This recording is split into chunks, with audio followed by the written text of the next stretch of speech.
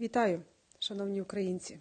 Сьогодні 15 березня 2022 року, 9 година ранку, і ми з вами ще на один день стали ближчими до перемоги. Плани роботи гуманітарних коридорів. На сьогодні погоджено 9 гуманітарних коридорів. Донецька область.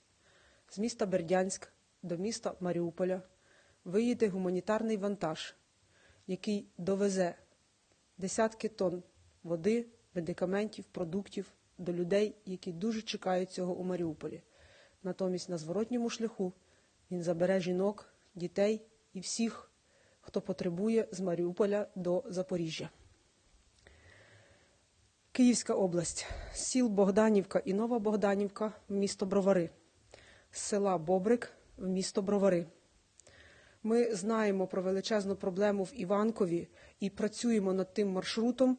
І я щиро сподіваюся, що вже завтра нам вдасться відкрити такий гуманітарний коридор. Сумська область. З міста Суми, Тростянець, Лебедин, Шостка, Конотоп до міста Полтава.